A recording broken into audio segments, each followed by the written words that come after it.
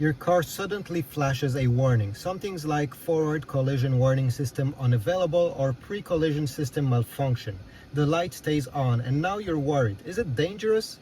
Can I still drive? Is it going to be expensive? Well, don't worry, you're not alone. These warnings are really common and most of the time they're caused by something simple.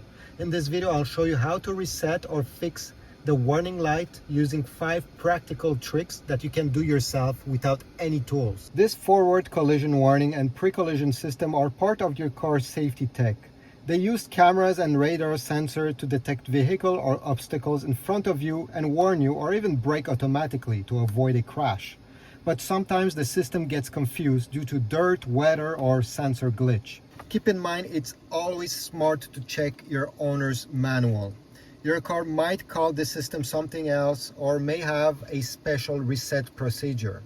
If you don't have your car manual because you probably lost it, simply go on Google, type the name of your car, the model, and car manual. You're going to get a PDF, one of the first options, and you'll be able to check this out by yourself.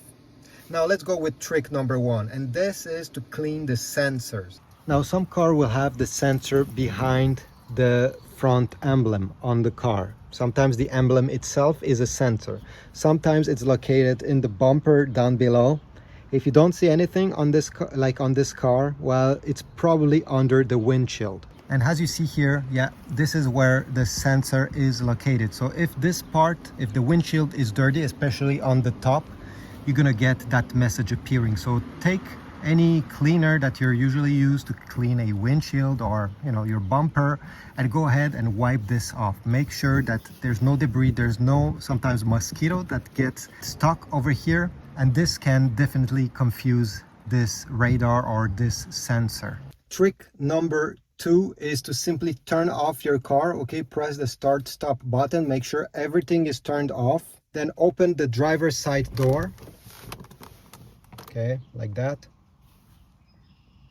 Wait about 30 seconds in this position, then close the door and restart the car. Put the foot on the brake and press the ignition switch. If it's a temporary glitch, the system might reset on its own after doing this. Some cars also requires you to drive for a few minutes after the restart to let the system recalibrate itself. It really depends on your car model. Trick number 4 is to check for error codes by using a OBD scanner. Usually your OBD 2 port is located in the driver footwell. You get these Bluetooth scanners that are not costing much on Amazon. I'll put links down below. You link them with your phone and you'll get exactly the code, the error code, and you'll know for sure what's causing the issue.